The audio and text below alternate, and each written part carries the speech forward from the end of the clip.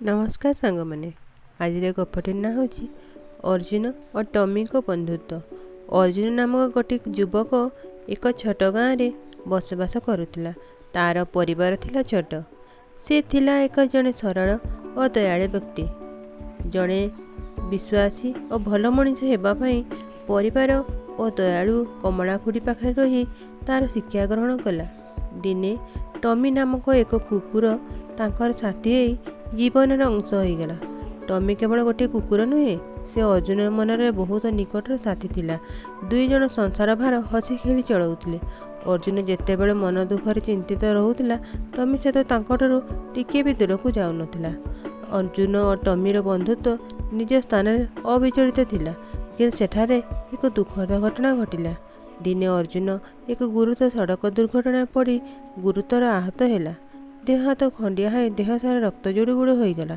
अर्जुन को हस्पिटाल जड़े सहृदय व्यक्ति भर्ती गले। से टमी हस्पिटाल परिसर प्रवेश करने बहुत चेष्टा कला, डाक्तर और हस्पिटाल कर्मचारी माने टमी को हस्पिटाल दूरी रखिले। टमीर दिन अपेक्षार कटुला, किंतु अर्जुन को बचाई पारे ना। किंतु टमी हस्पिटाल पाखरे रही निरंतर आशा एवं विश्वास रे तांको मालिक को फेरिया अपेक्षा करी रहुतला।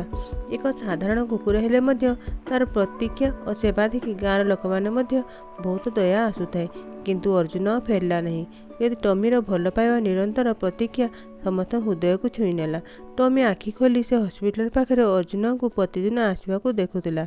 टमीर जीवन समाप्त होगा पर्यंत से एक विश्वास साथी हिसाब से अर्जुन तांको परिवार उपरे एक अमर भल पाइबार उदाहरण हो रहीगला। यही गल्प आमको एक महत्वपूर्ण शिक्षा दिए, जहाँ हूँ विश्वास, सेवा एवं भल पाइबार महत्व। टमी तार मालिकों प्रति भल पाइबार उदाहरण दे एक विश्वास साथी भाव सब्यस्त है।